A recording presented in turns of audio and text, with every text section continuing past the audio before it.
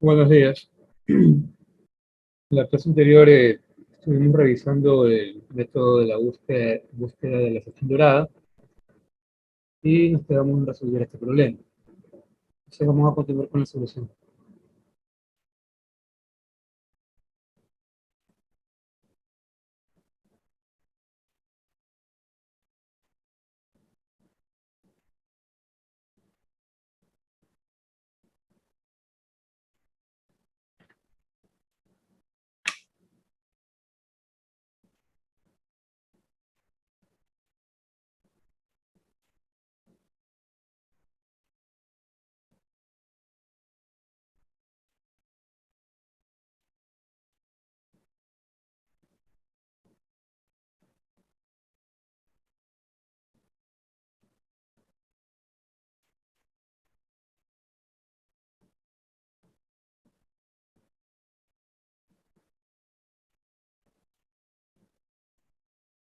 Entonces, aquí serían los datos del problema y lo correcto es que utilicemos una tabla para colocar los respectivos valores.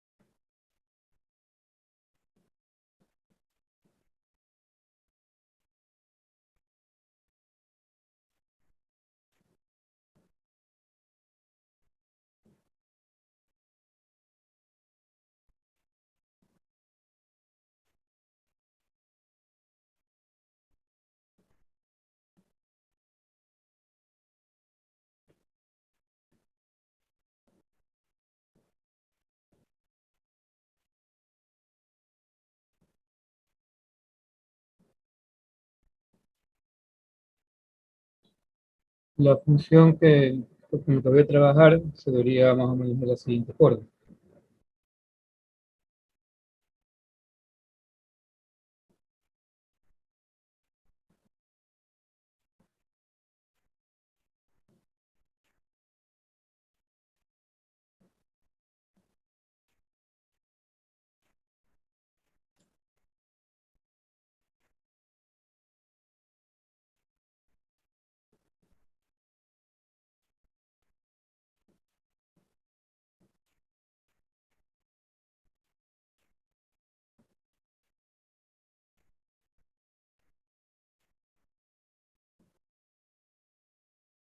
Sería un bosquejo de la función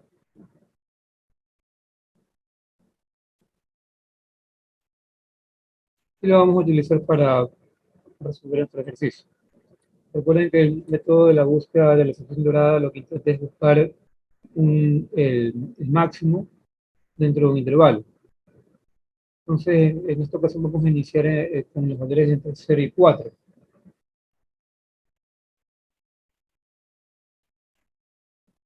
Vamos que 4 se encuentra por acá.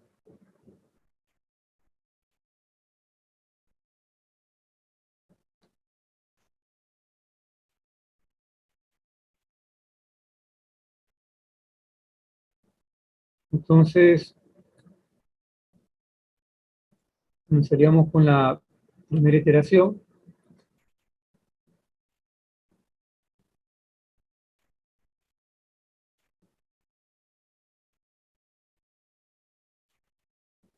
igual a 1.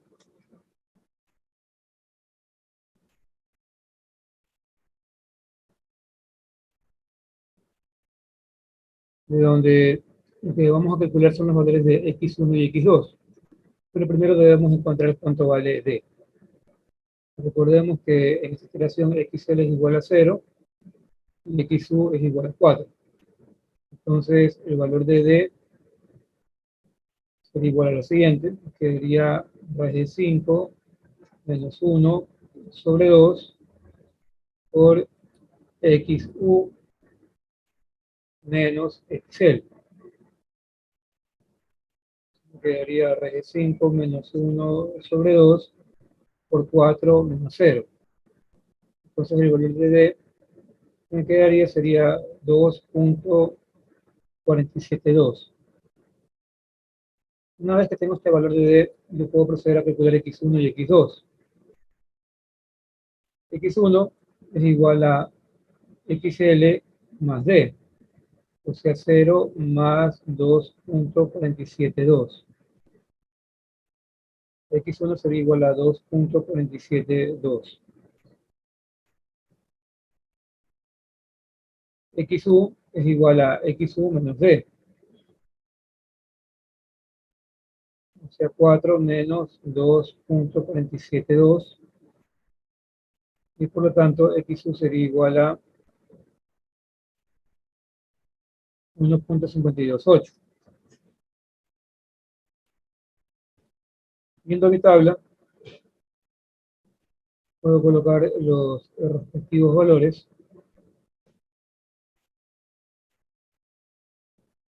Aquí sería 0, acá sería 4,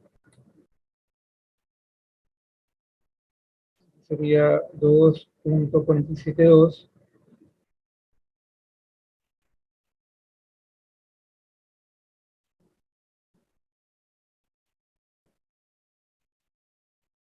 acá 1.528. Entonces, como se dan cuenta, me faltaría calcular los valores de f de xl, f de x2, f de x1 y f de xu.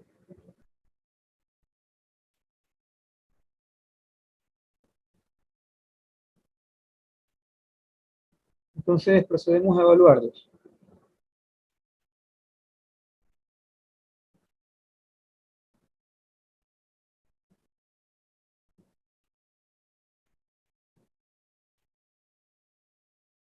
La función evaluada en xl, o sea, la función evaluada en 0, sería igual a 2 por el seno de 0 menos 0 al cuadrado sobre 10, quedándome simplemente 0. La función evaluada en xu sería igual a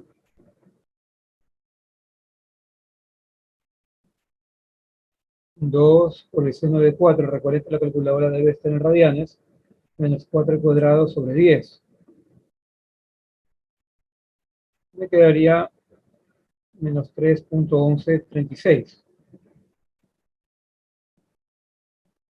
La función evaluada en x2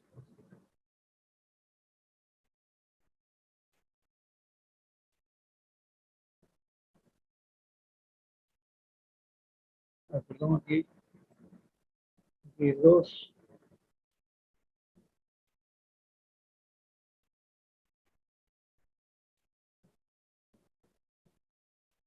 está quedando 1.7647.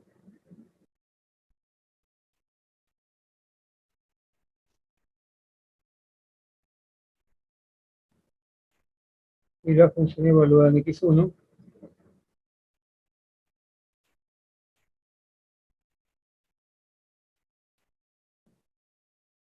me quedaría 0.63.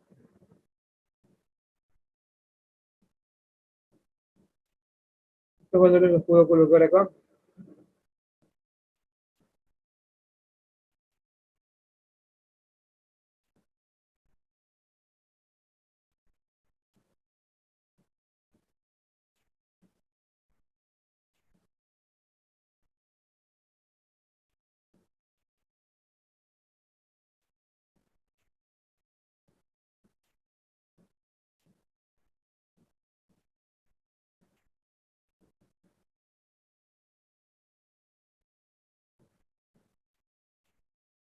y comenzar con el criterio del método de la búsqueda de la sección dorada. Recuerden que en este criterio nos basamos en las evaluaciones de la función en los valores de x1 y x2 y comparamos cuál es mayor. Si f de x1 es mayor que f de x2, entonces x2 es igual a xl para la siguiente iteración.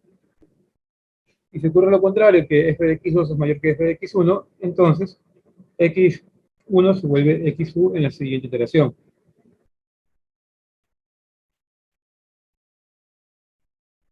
Entonces, tenemos que comparar ambos resultados. ¿Qué podemos apreciar? Podemos apreciar simplemente que f de x2 es mayor que f de x1.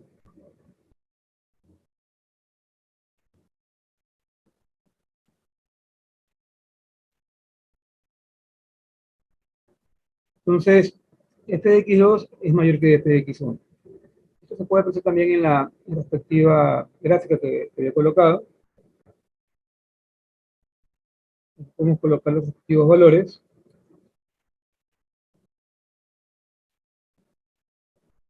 X1 se ubicaría, a ver, X1 se ubicaría por acá.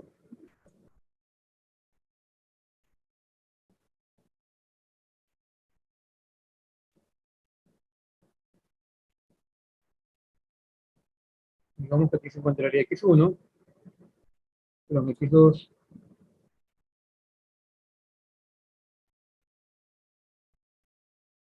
y X1 se encontraría por acá.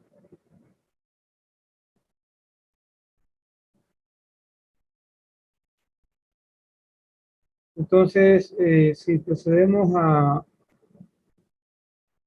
evaluar estos valores en la función, aquí tendría f de x2,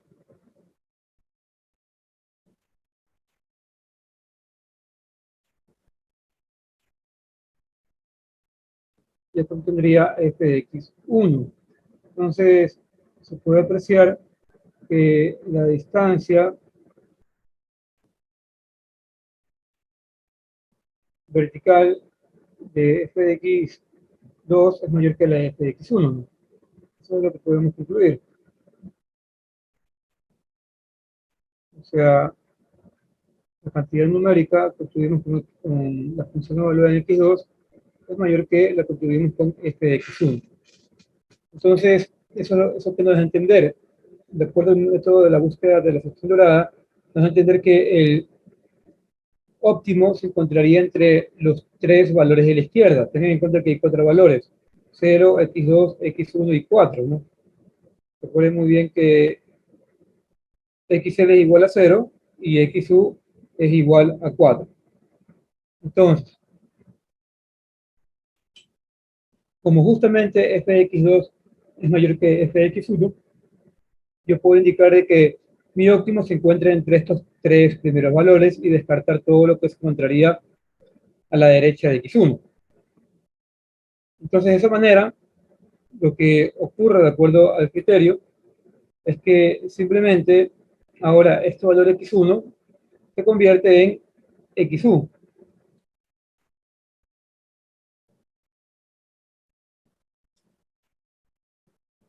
El valor de x0 seguiría, el valor de xl seguiría siendo igual. Entonces, en la iteración 2 me quedaría aquí 0, seguiría siendo 0. El valor de xu pasaría a ser igual a x1.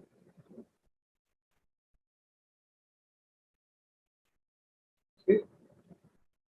Y como se dan cuenta al hacer esto, yo ya en la segunda iteración puedo saber cuánto es la función evaluada en xl, ya que es el mismo valor. O sea, aquí me quedaría simplemente 0.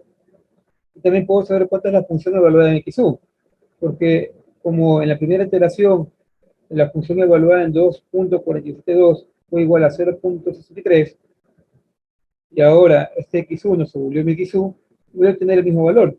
Aquí me estaría quedando simplemente 0.63.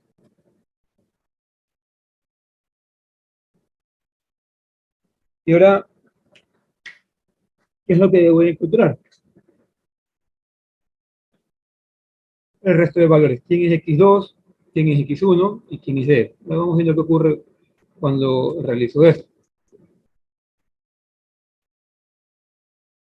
Tengan en cuenta que ahora en mi nueva iteración, todo esto que hice fue para i igual a 1. Ahora para la iteración i igual a 2, x1 se ha vuelto mi límite superior, x1. xl sigue siendo 0. Y ahora debería encontrar un x2 y un x1. Vamos viendo qué es lo que ocurre. En la iteración 2,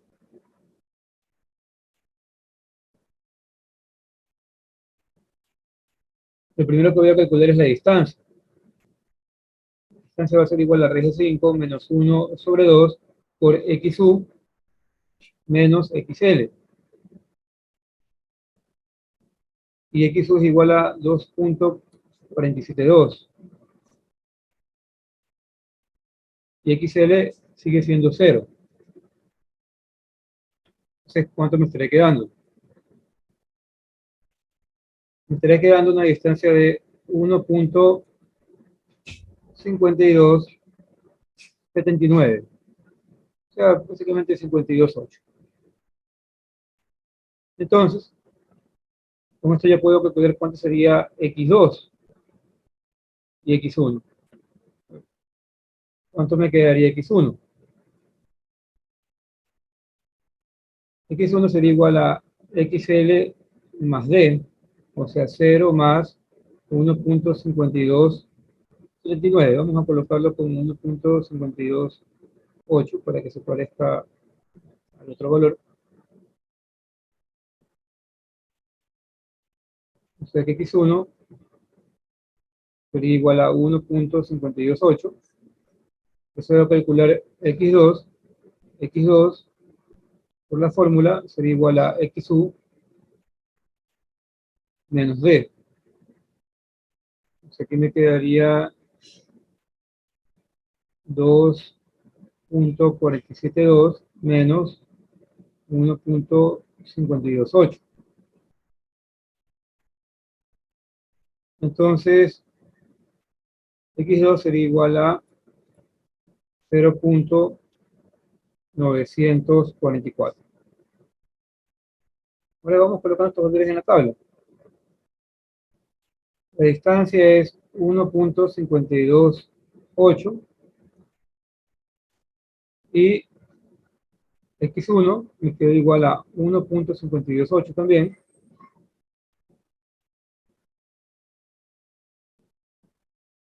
Y x2 me quedó igual a 0.944.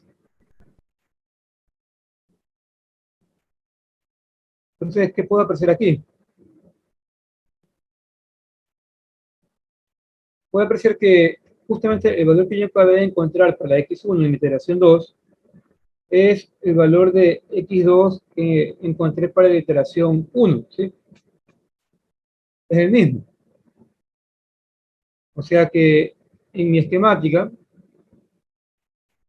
yo podría estar indicando lo siguiente. Como f de x2 fue mayor que f de x1 y debido a que estamos utilizando la razón dorada, va a ocurrir que en mi iteración siguiente x2 se vuelve x1. O sea, este x2 ahora sería x1. Y prácticamente el único valor nuevo que acabé de encontrar fue simplemente x2, que es 0.944. Este valor x2 se puede ubicar más o menos por acá. Aquí se encontraría x2.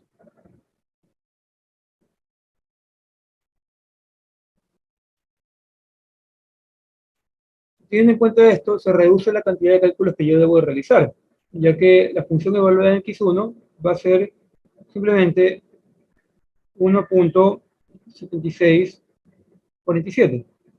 Es el mismo valor que la función evaluada en x2 en iteración 1.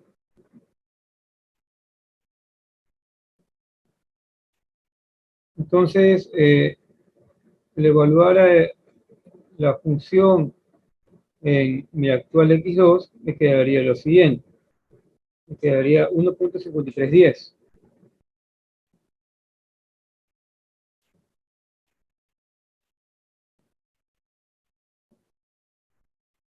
Yo evalúo la función X2,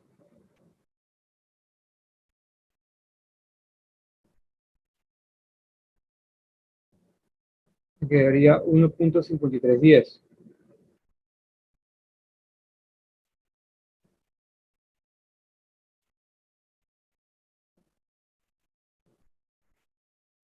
Como se dan cuenta, la segunda iteración en mi tabla se llenó mucho más rápido que la primera iteración. Entonces ahora tengo que comparar. Una vez que llego aquí, tengo que comparar los resultados. Se ve que yo ya conozco cuánto es f de x1. F de x1 es 1.7647.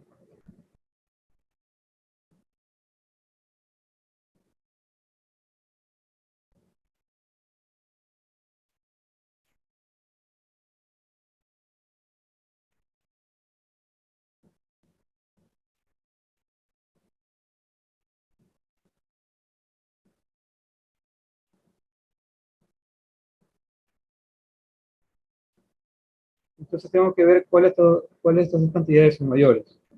Cuál de estas dos cantidades es mayor. Y se puede apreciar que f de x1 es mayor que f de x2.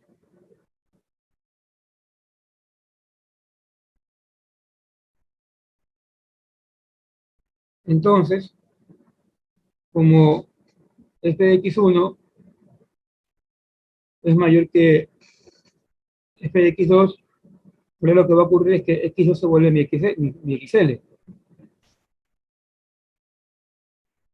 Esto es lo que también se puede apreciar en la gráfica.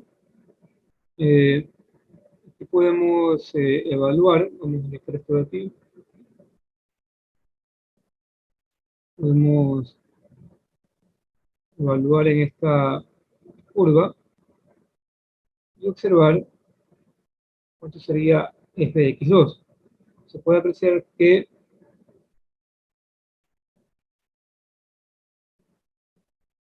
f de x1 es mayor que f de x2. Entonces, como f de x1 es mayor que f de x2, esto lo que da a entender es que mi óptimo se va a encontrar entre lo que serían los dos, entre los tres últimos números. ¿Sí? Se encontraría entre los tres últimos valores.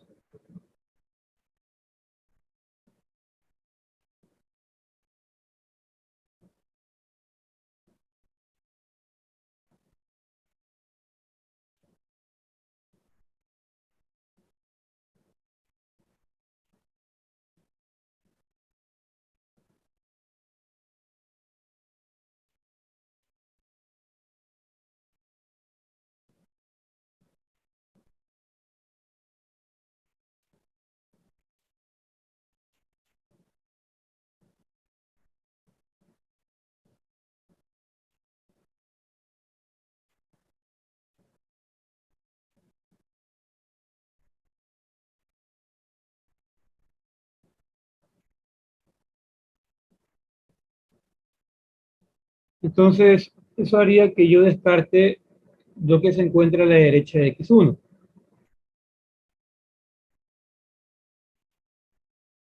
Perdón, lo que se encuentra a la derecha de x2.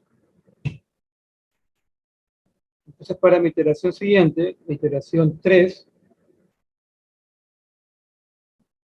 seguiría el siguiente orden. Como estoy manteniendo los tres valores de la derecha, xu va a seguir permaneciendo intacto.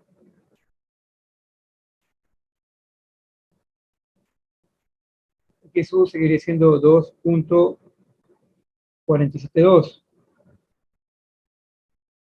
Por lo tanto, f de xu va a seguir siendo 0.63.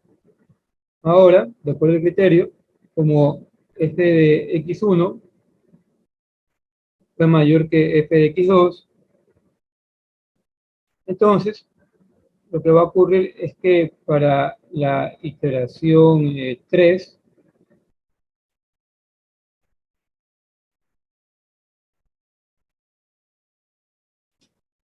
ahora este x2 se va a convertir en el límite inferior y así cada vez vamos achicando el intervalo.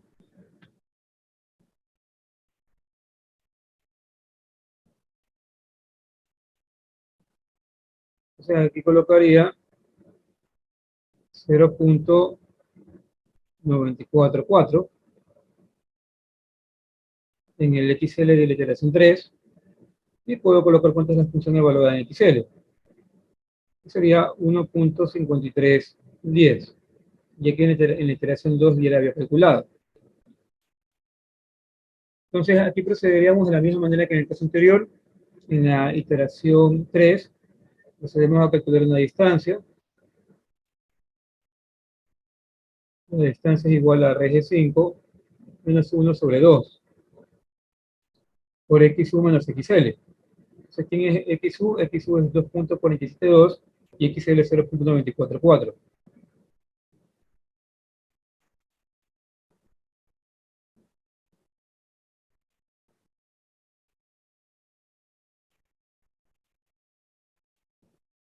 ¿Cuánto me queda la distancia? 0.944.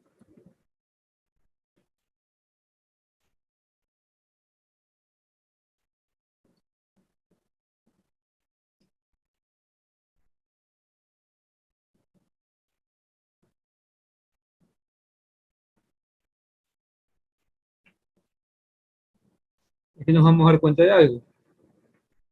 Vamos a calcular x2.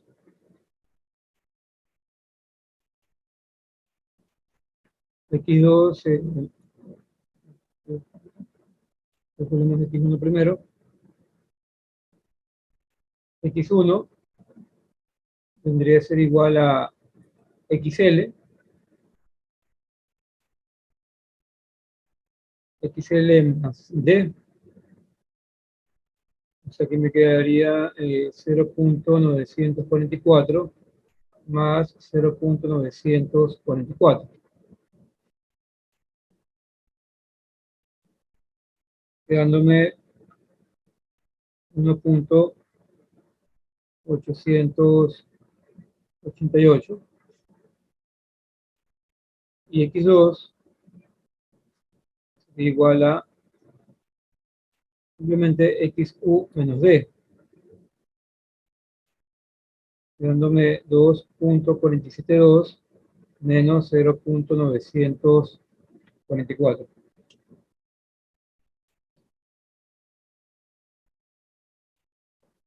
Aquí me quedaría 1.298.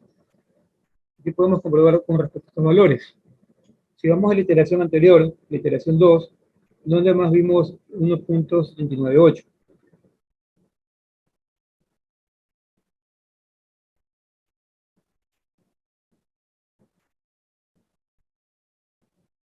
O el otro valor.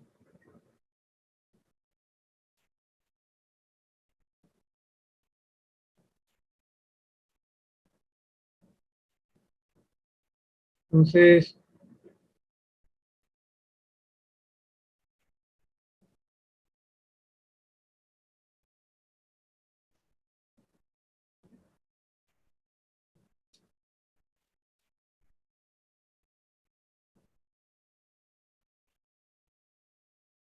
¿qué es lo que nos dice el método de la búsqueda de la sección dorada? Que simplemente como en este caso nos está quedando f de x1 es mayor que f de x2,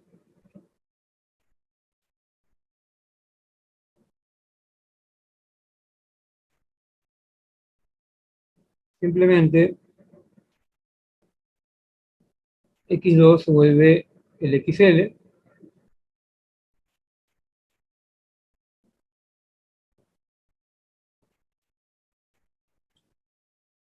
y observando el esquema también podríamos observar lo siguiente. Y ahora x1 se volvería x2.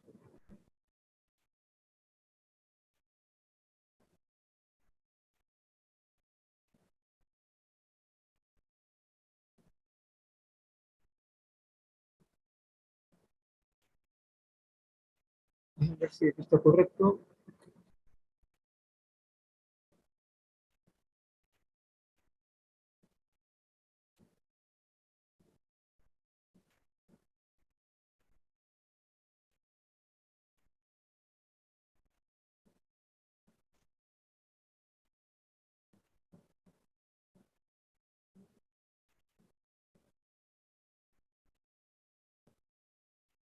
Aunque debería colocar lo siguiente.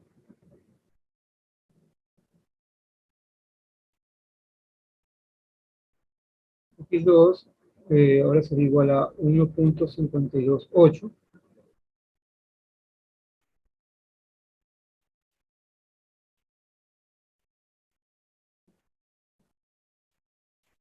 y x1 sería igual a 1.888.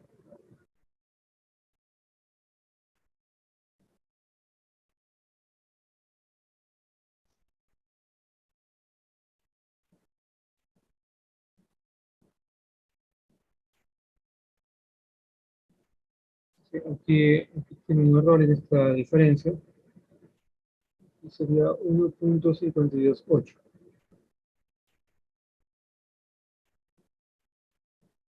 Entonces, como pueden apreciar, en este método, como f de x1 fue mayor que f de x2, ocurre de que x2 toma el valor de x1 de la iteración anterior. O sea, como se dan cuenta, en la manera en que está desarrollado este método,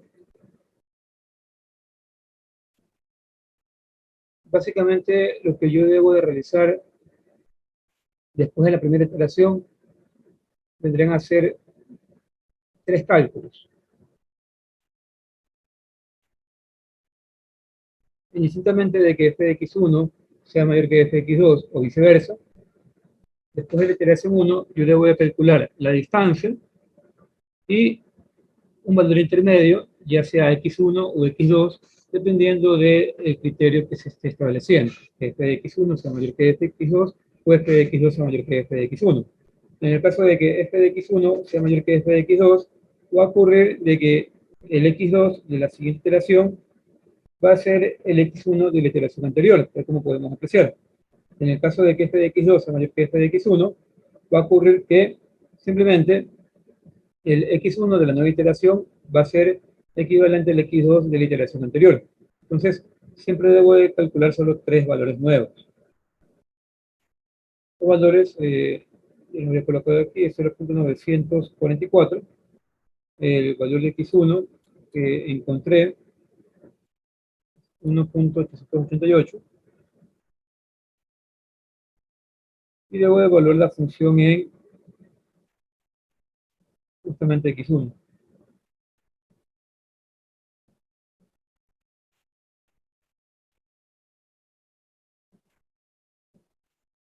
La función evaluada en x1 me va a quedar 1.5432. Y la función evaluada en x2 ya la encontré previamente.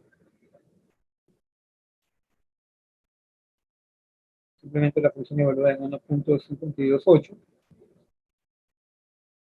Y esto me quedó 1.7647. Entonces se puede concluir que simplemente f de x2 es mayor que f de x1. Y así continuar con los cálculos. Entonces, en esta iteración 3 ocurre esto, que f de x2 es mayor que f de x1. Y ya puedo ir de manera automática a establecer lo siguiente. Para iteración 4, como f de x2 es mayor que f de x1, xl va a seguir siendo el mismo, ¿no? Ya que estaríamos estableciendo que justamente el intervalo donde se encontraría eh, el óptimo sería entre los tres últimos números, perdón, entre los tres primeros números. Entonces xl seguiría siendo el mismo, pero XU se va a convertir en el nuevo, perdón, XU se va a convertir en el anterior X1.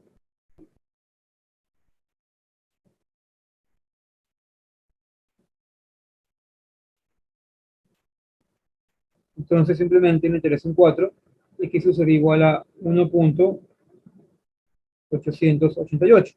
Y puedo seguir completando. F de XL va a ser igual al mismo que el anterior, 1.5310. F de XU va a ser igual a simplemente 1.5432. ¿Qué más puedo establecer aquí? De acuerdo a lo que había indicado previamente, en este caso, como f de x2 es mayor que f de x1, ahora va a ocurrir que mi x1 va a coger el valor del x2 anterior. Yo podría decir que x1 va a ser igual a 1.528.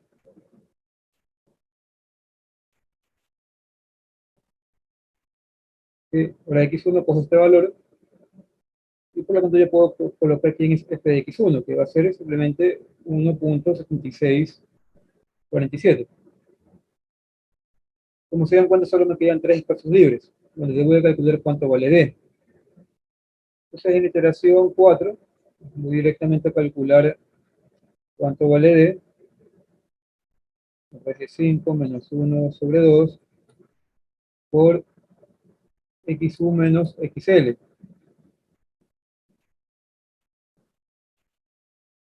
Xu es igual a 1.878 menos xl, que es 0.944.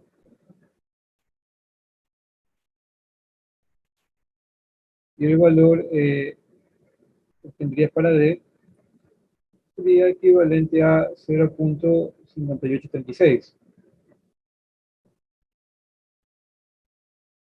Entonces, como se dan cuenta, como ya conozco cuánto es x1,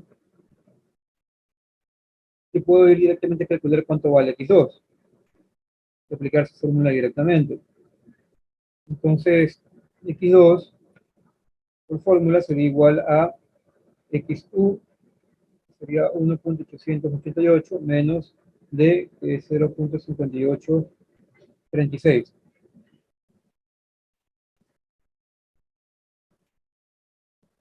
Entonces, el valor que me quedaría aquí para x2 sería igual a 1.3050. Y simplemente evalúo esta cantidad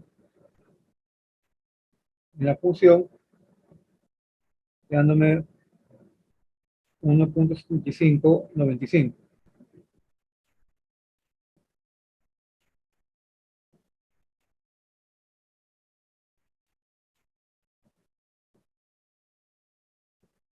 Y así completo mi tabla. Procedería de la misma manera.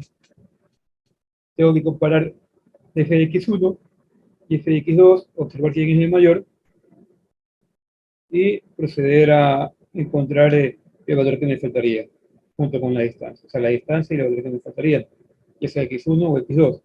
O sea, básicamente, después de la primera iteración, yo me voy a dedicar nada más a encontrar 3 valores.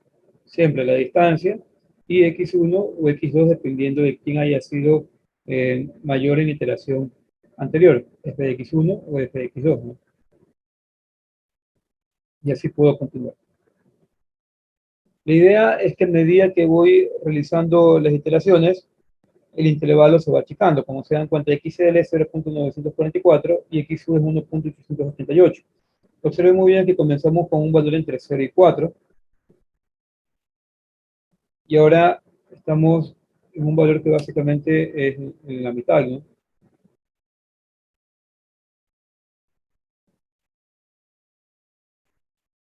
Antes la distancia entre el límite superior y el inferior era 4 y ahora la distancia es simplemente 0, aproximadamente 0.9.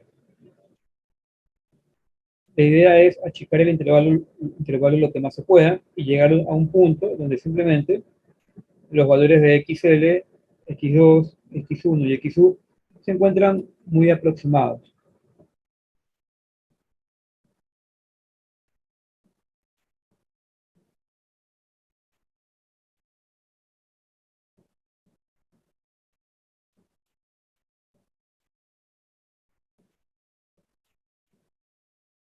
Continuando con las iteraciones, podemos observar lo siguiente.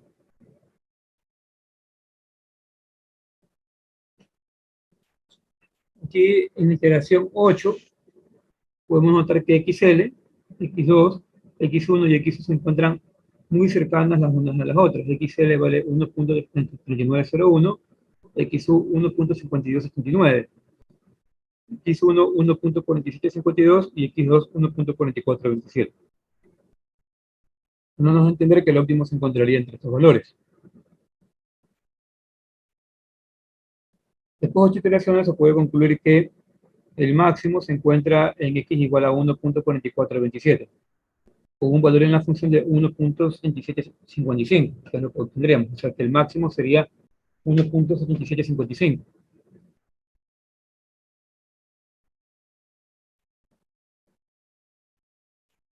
Ahora vamos a continuar con la interpolación parabólica. Un momento, por favor.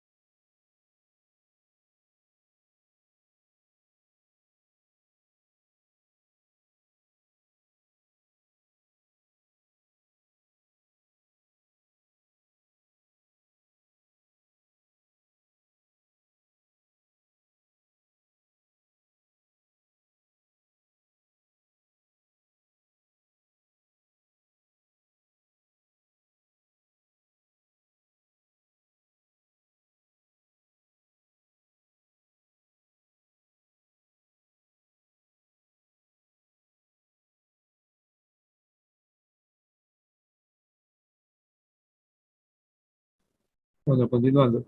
Ahora hablaremos de otro tipo de optimización unidimensional sin restricciones, conocido como interpolación parabólica.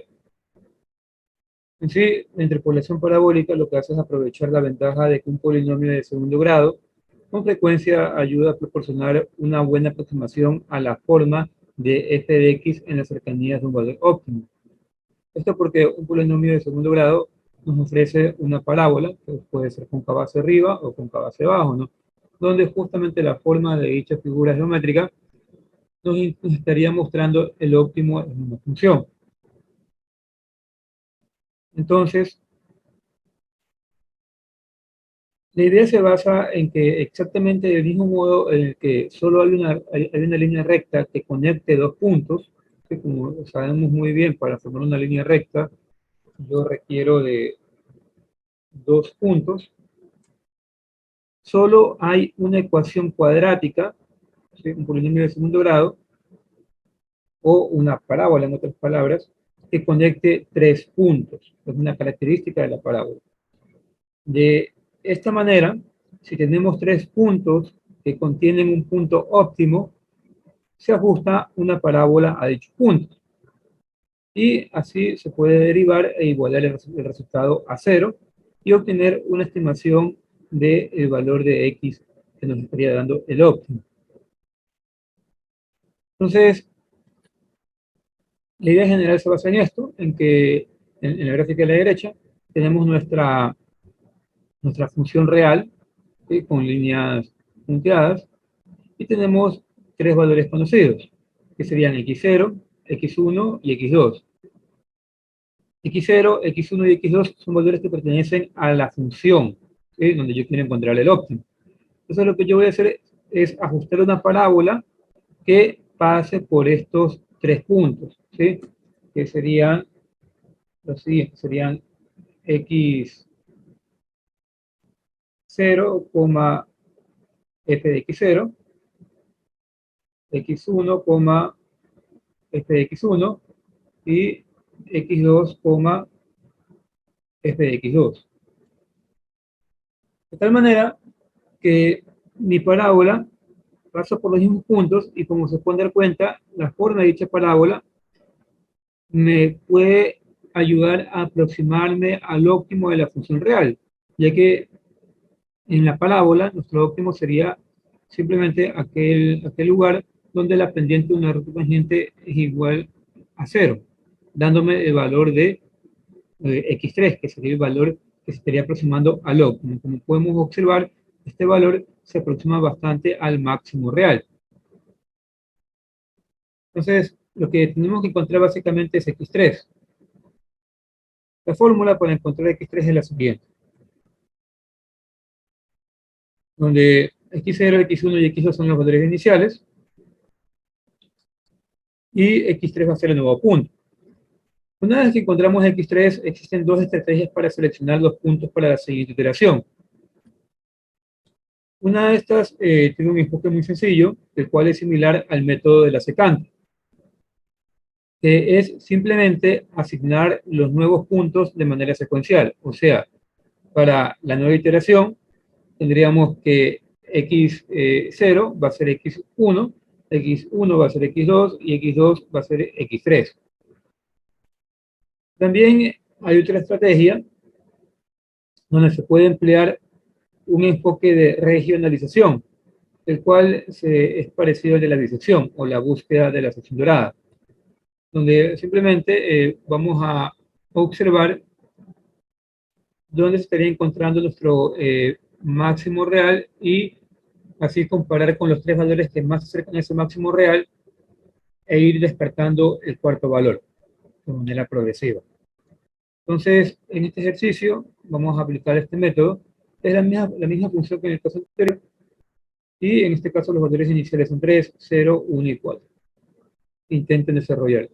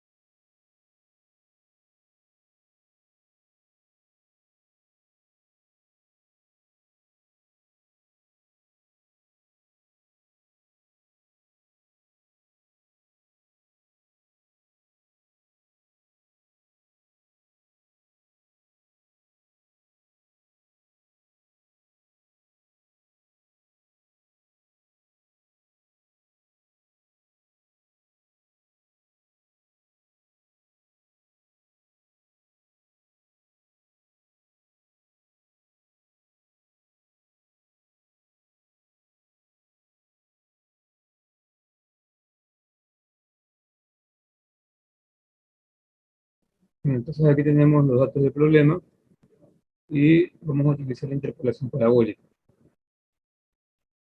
Vamos a construir, al igual que en el caso anterior, una tabla para colocar los respectivos valores.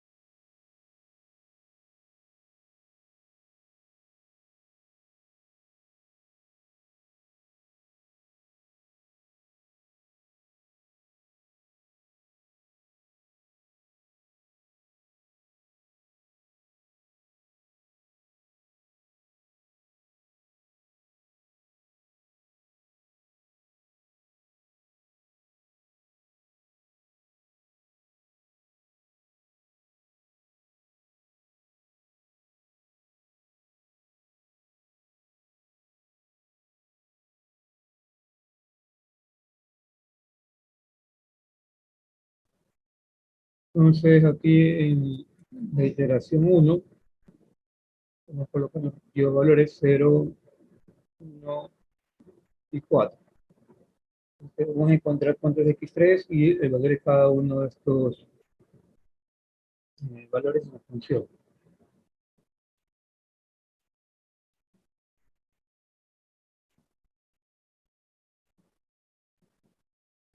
La función evaluada en x0, o sea, en 0 va a ser igual a 0.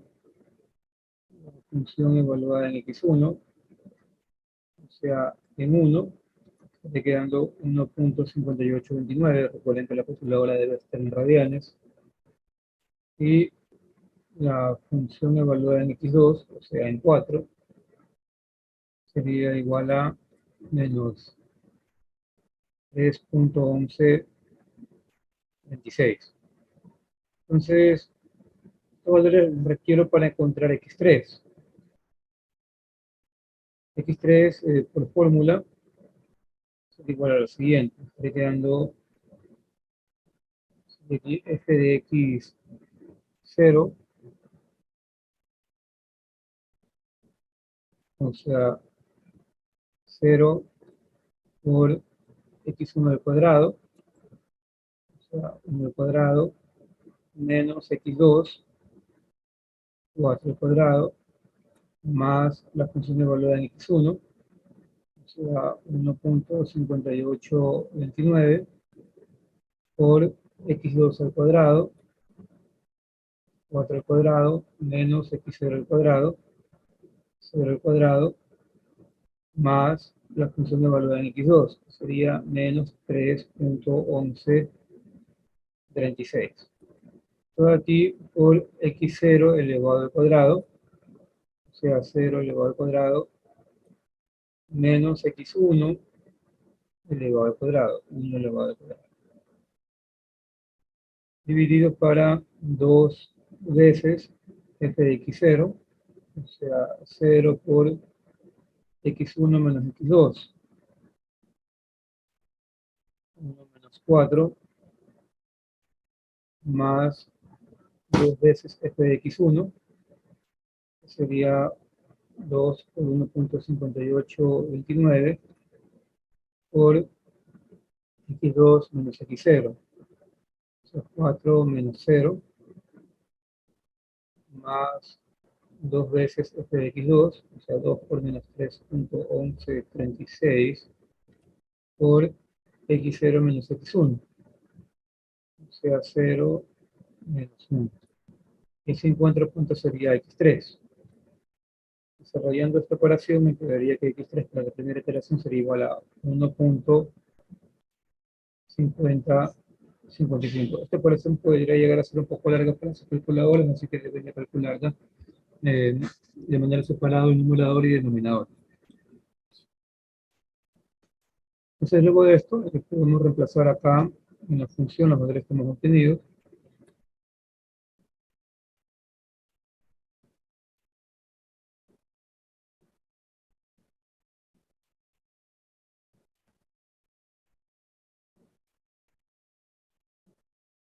y procederemos a evaluar en la función f de x3, o sea, el valor de 3. Me quedaría un valor de 1.7691. Entonces, tenemos que comenzar con una nueva iteración, la iteración 2, y aquí lo que vamos a utilizar es una estrategia similar a la de la búsqueda de la sección dorada, para así determinar qué punto vamos a descartar. Entonces, de los tres valores que estamos obteniendo, el valor de la función en el nuevo punto, o sea, 1.7691, es mayor que en el punto intermedio de x1. ¿Sí? O sea, aquí podemos establecer lo siguiente. Eh, colocando aquí cuánto es f de x3.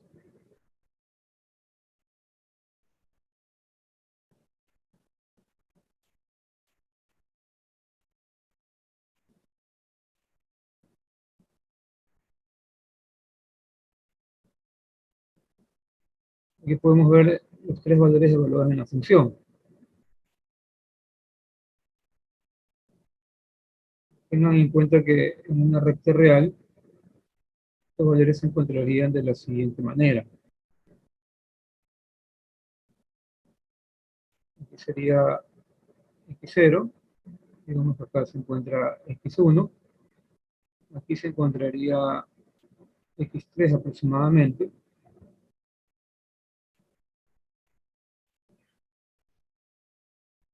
y por acá se encontraría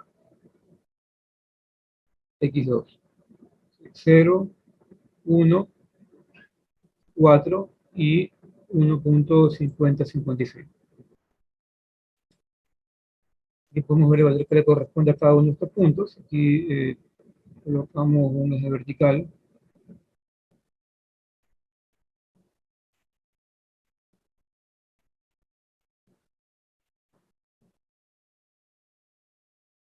En 0 nos ubicaríamos en este punto.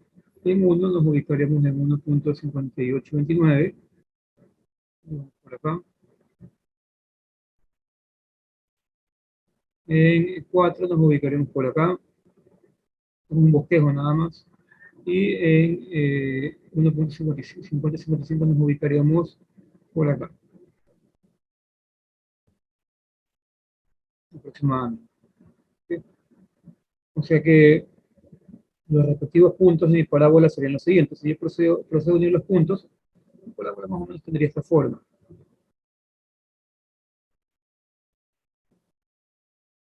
Donde justamente en x3, si yo trazo una recta tangente a la curva en x3, aquí tendría una pendiente para esa recta igual a 0. Más o menos esta sería la curva a través de la cual, o sea, la parábola a través de la cual yo quiero aproximarme al valor óptimo. Entonces, en base a esta idea, podemos observar que el valor de la función en el nuevo punto, o sea, en x3, es mayor que en el punto intermedio x1. ¿Sí? Aquí podemos observar que x3 va a poseer el mayor valor en la función, de manera gráfica y de forma analítica. Y adicional podemos notar que el nuevo valor de x, o sea, x3, está a la derecha del punto intermedio, o sea, de x1. Y por lo tanto, podemos proceder a descartar el valor inicial, que sería x, el valor inicial x0. Entonces, descartamos el valor de x0 y nos quedaríamos con los tres últimos valores.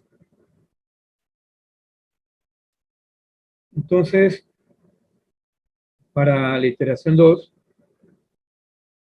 tendría lo siguiente. x0 va a ser x1. x1 sería igual a 1.5055 y x2 va a seguir siendo 4. Entonces, básicamente, para la iteración 2 lo que ocurrió es que x0 se ha convertido en x1. x1 se ha convertido en este valor que sería x3 y x2 permanece intacto, ¿no? Porque hemos descartado todo lo que se encontraría a la derecha de x1. Entonces, x0 sería igual a 1 y x1 sería igual a 1.5055. De esa manera estamos utilizando el nuevo valor que encontramos y hemos descartado uno de los valores iniciales.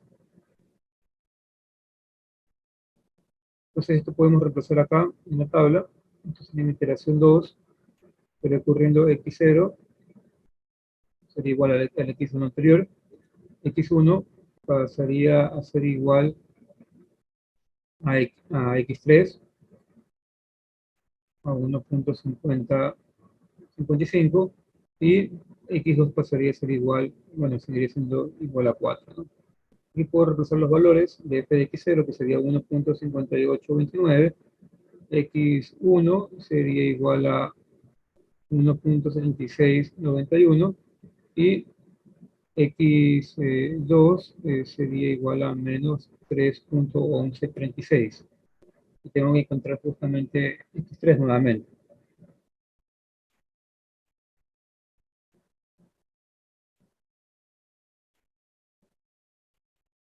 Aquí el enfoque que estamos utilizando para descartar los valores, o sea, para descartar uno de los valores, es un enfoque parecido, o sea, es un enfoque de regionalización parecido al que se usó en el método de la bisección o la búsqueda de la sección dorada.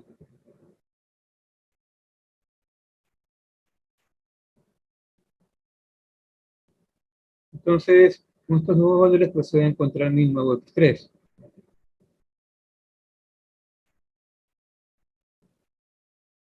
Colocando aquí la función evaluada en 0, en x0, o sea, en 1, 1.5829, la función evaluada en x1, o sea, en 1.5055, sería igual a 1.7691, y la función evaluada en x2,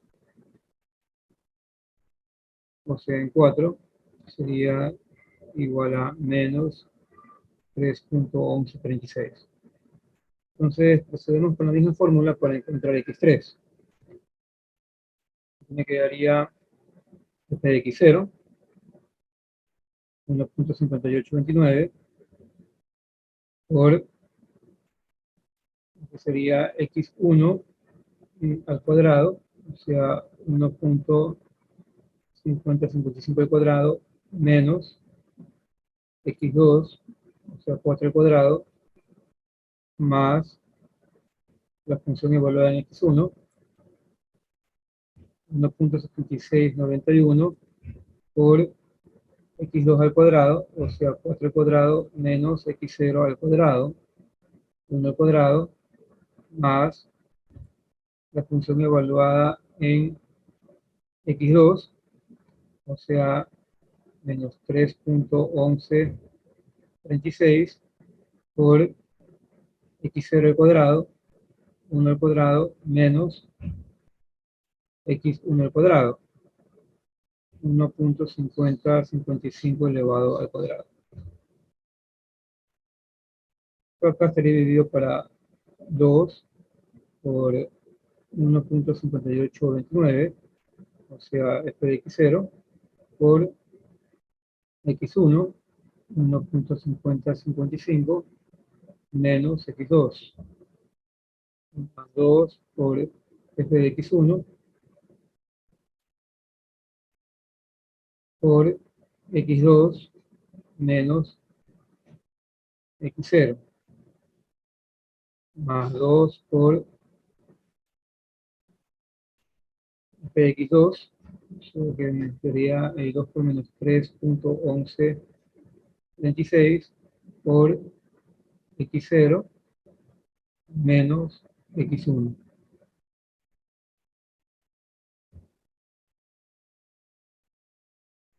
Se calcula toda esta operación y el resultado sería el siguiente: 1.49 0,3. Podemos devolver en la función cuánto es este valor.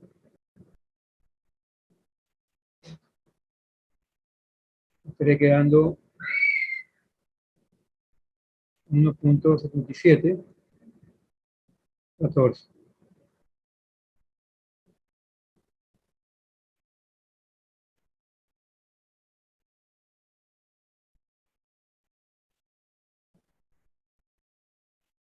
Y así podemos continuar con el resto del procedimiento hasta encontrar nuestro valor óptimo. Aquí vemos una tabla que resumiría estos datos, donde podemos observar que para la iteración 3, x0 sigue siendo x1, pero sigue siendo 1, x1 se vuelve x3, x2 se vuelve x1, y procedería a encontrar un nuevo valor para x3.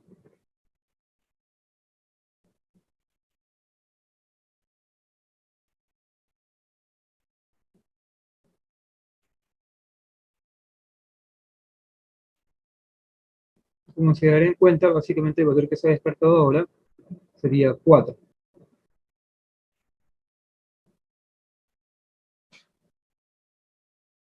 Y en este caso, en pocas iteraciones llegamos a la respuesta.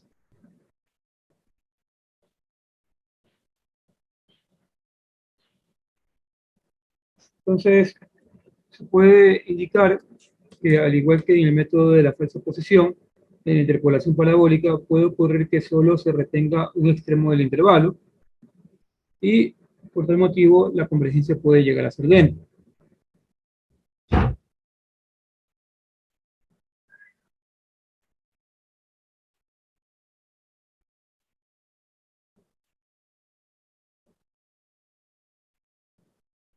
Ahora podemos hablar acerca del método de Newton para la optimización unidimensional sin restricciones. Recordando el método de Newton-Raphson que vimos para la búsqueda de raíces, el cual es un método abierto, para un valor inicial, nos permite encontrar cuál es ese valor inicial que satisface la ecuación f de x igual a 0. En sí, como recordarán, el método se resume en la siguiente fórmula. Xy más 1 es igual a xy menos la razón entre la función evaluada en xy y la derivada de la función evaluada en ese mismo valor. Entonces, acá se va a utilizar un método abierto similar para encontrar un valor óptimo de f de x, definiendo una nueva función. Vamos a definir la función g de x, que va a tener la particularidad de que es igual a la derivada de la función f de x.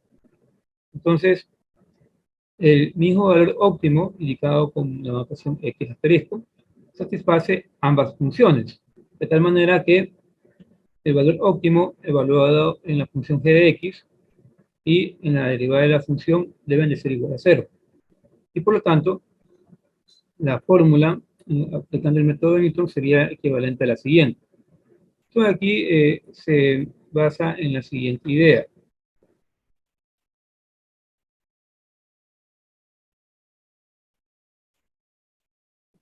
Aquí yo tengo una función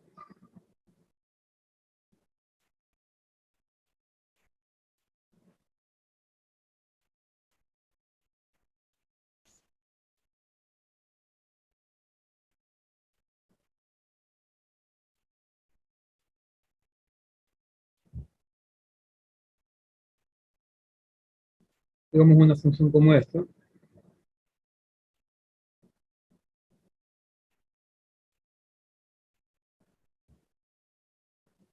Como ustedes recordarán, el método de Newton-Raphson utilizaba esta expresión para encontrar un valor aproximado a la raíz, que gráficamente la podemos encontrar justamente en esta posición. La idea es utilizar la misma, el mismo método, pero aplicado a una situación donde yo quiero encontrar el óptimo. Como sabemos, el óptimo va a ser aquella sección de mi curva donde, si yo trazo una recta tangente, la pendiente va a ser igual a 0, ¿no? De manera general. aquí podremos deducir que tenemos dos óptimos, un máximo y un mínimo. ¿Sí? Que básicamente lo que representarían son los valores máximos y mínimos que pueden tomar mi función. Entonces, aprovechando esta idea de que cuando se traza una recta tangente a la curva y la pendiente es igual a cero, yo puedo utilizar el método de Newton-Raphson para encontrar dicho óptimo. Porque si yo tengo una función f de x y esta función la derivo con respecto a x, obtengo f' de x, básicamente. Y de por sí es una nueva función. De manera general, cuando yo derivo voy a obtener una nueva función. Una nueva función que va a tener las características de que cuando yo evalúe una cantidad numérica, o sea, evalúe un valor que esté dentro del dominio de la función de fx, me va a dar el valor de la pendiente de cualquier recta tangente a ese valor del dominio de la función de fx. Entonces, a f' de x yo lo voy a llamar con otro nombre, simplemente como g de x. G de x va a ser equivalente a mi nueva función obtenida mediante la derivación de f de x.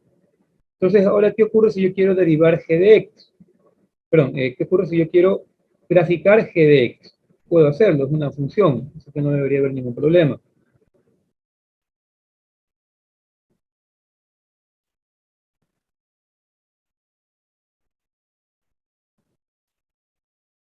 Puedo intentar hacer un bosquejo de la función que coloqué arriba. Esta función es simplemente f de x. Puedo hacer un bosquejo de g de x acá abajo.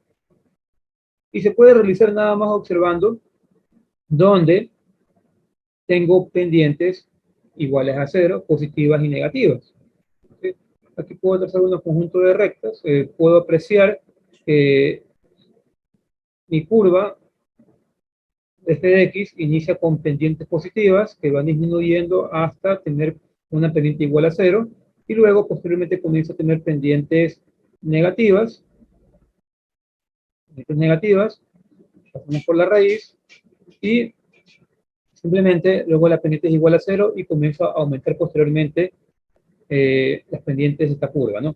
Entonces con esta idea yo puedo intentar graficar quién es g de x, ya que estas pendientes estarían representadas por la derivada de esta función, y en g de x representarían valores numéricos, nada más.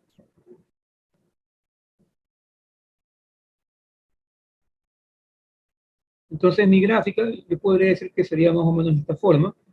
Aquí voy a colocar esto.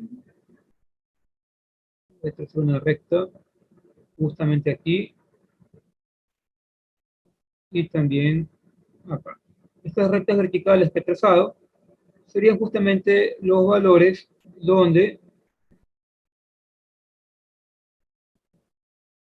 yo obtengo una pendiente igual a cero para f de x. ¿Sí? Aquí estaría, digamos, vamos a llamar x1 asterisco y acá x2 asterisco, que vendrían a representar los valores óptimos de la función f de x. Entonces, intentando hacer un bosquejo, me quedaría lo siguiente.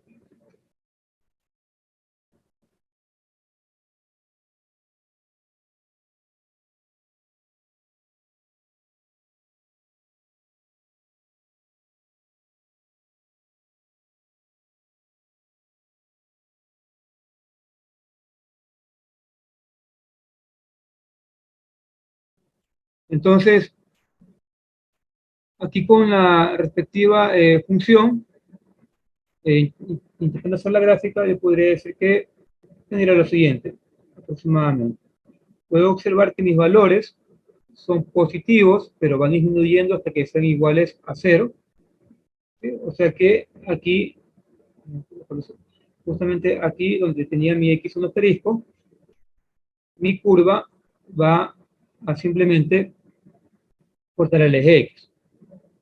Luego de esto, simplemente podemos observar que los valores comienzan a aumentar negativamente,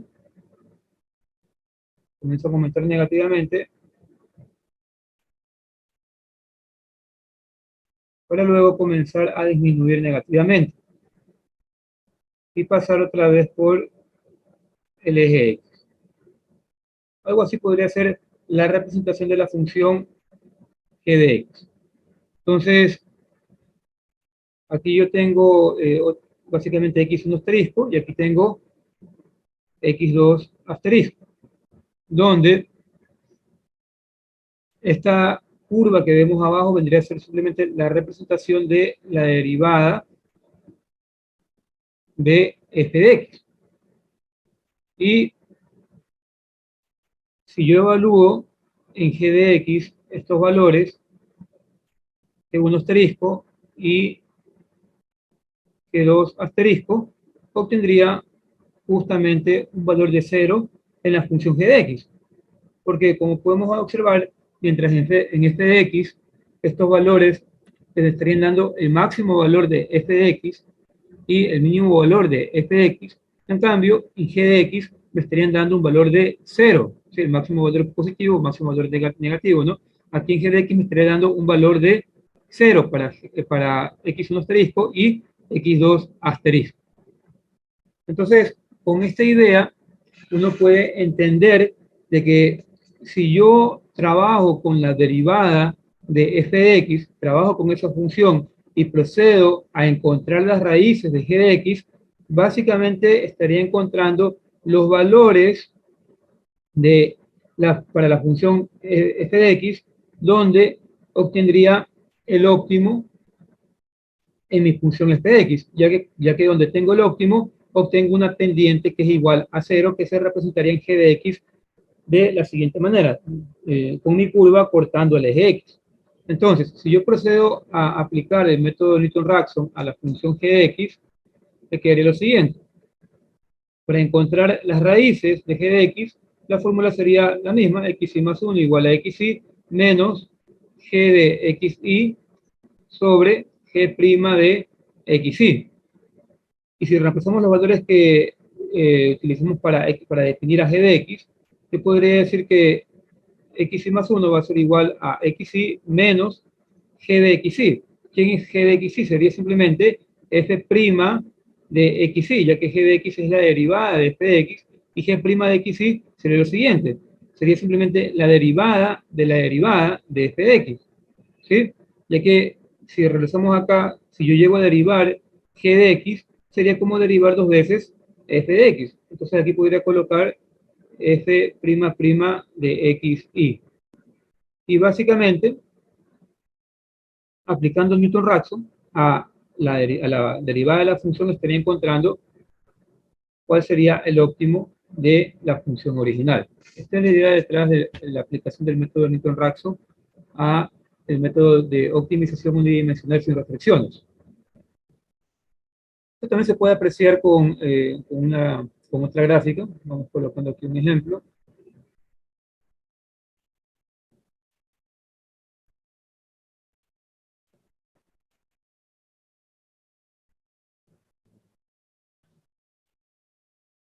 Vamos a colocar justamente la misma función con la que hemos estado trabajando.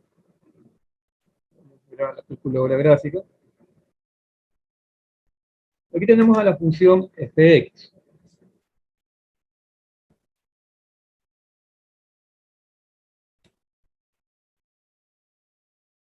Entonces, si yo derivo esta función, ¿cuánto me estaría quedando? Esta es una derivada sencilla, vamos a llamarla la derivada de la función g de x.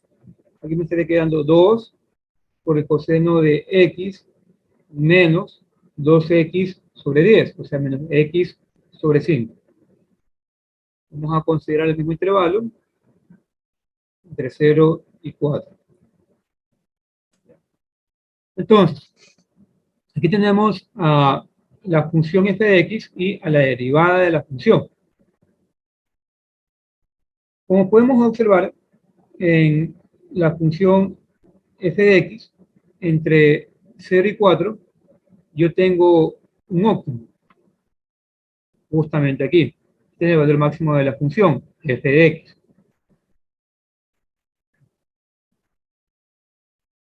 Vamos a señalarlo aquí. Aquí el programa me indica que es en x igual a 1.428. Ese sería el valor de x. Vamos a trazar aquí una recta. La recta y igual a 1.428. Sería la recta y igual a 1.428. y igual a 1.776. Esta recta, como pueden observar, es una recta tangente a f de x que pasa por nada más este punto, el punto 1.428,1.776, y tiene una pendiente igual a 0. Entonces, la idea que planteamos con el método de Newton-Raphson es utilizar la derivada de esta función. La derivada de esta función me da la siguiente gráfica. Y como es la derivada de f de x, va a ocurrir de que esta gráfica lo que hace es indicarme todos los valores de las pendientes que yo puedo encontrar para todas las rectas tangentes que se puedan trazar para f de x entre 0 y 4, por ejemplo. Si yo trazo, a ver, si yo evalúo el siguiente punto, evalúo el punto 2, f de 2, obtengo lo siguiente, obtengo el siguiente punto. Para saber cuánto es su pendiente, la pendiente de esa recta, ¿qué es lo que debería hacer? Evaluar en la derivada justamente x igual a 2. Y obtengo un valor negativo. Y es obvio que voy a tener aquí un valor negativo porque aquí justamente mi recta tangente a la curva en este punto es una recta con una pendiente negativa. Y para eso a mí me sirve justamente la función g de x. Para encontrar todos los valores de todas las pendientes de estas rectas que yo pueda trazar en f de x. Entonces, cuando yo grafico esta función, estoy viendo básicamente eso. Estoy viendo todos los valores de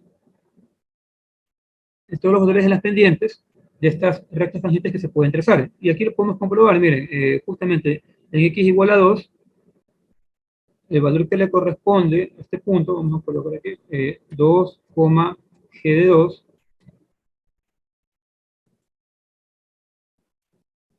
es este punto que tenemos acá. ¿Cuánto debería ser el valor de la coordenada en y?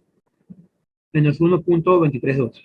O sea, todos los valores que yo vea en el eje y para g de x vendrían a representar todos los valores de las pendientes de las rectas tangentes a f de x que yo pueda trazar.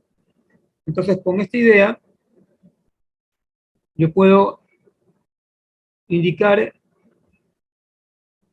este punto, el punto donde tengo una pendiente igual a 0, que sería el punto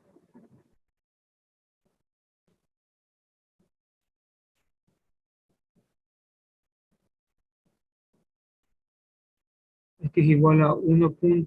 Déjame aquí colocarlo.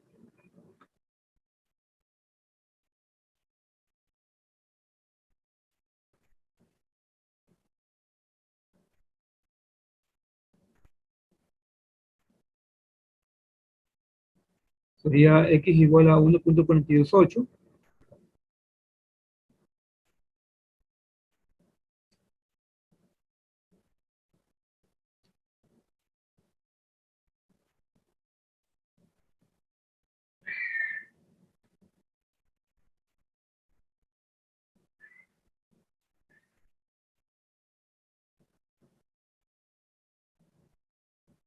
Entonces, sucede que este mismo punto,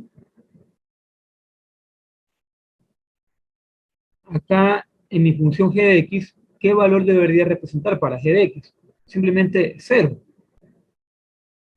Justamente si aquí me ubico en la raíz de g de x, podré ver que le corresponde el valor en x de 1.428, pero un valor de y igual a 0, que vendría a representar la pendiente de la recta tangente a f de x en la misma coordenada de x, donde tengo una recta con una pendiente, con una pendiente igual a 0. Entonces, por ese motivo, hasta la larga, simplemente analizando a la derivada de la función y localizando su raíz, yo puedo encontrar cuánto es el óptimo de esta función. Del mismo modo, puedo proceder a encontrar tanto los óptimos locales como los globales, ¿no? Entonces, esa es la idea detrás del método de Newton-Raphson, aplicado a la optimización unidimensional. Entonces, aquí se plantea el siguiente ejercicio, que es la misma función con la que hemos estado trabajando, y aquí comencemos con un valor inicial de 2.5. Entonces, bueno, ya va a ser el mediodía. La siguiente clase comenzaríamos con este problema. Si no hay ninguna inquietud, se pueden retirar. No, ingeniero, tenga buen día. Gracias. Pero espera un momento, déjenme conectar los auriculares.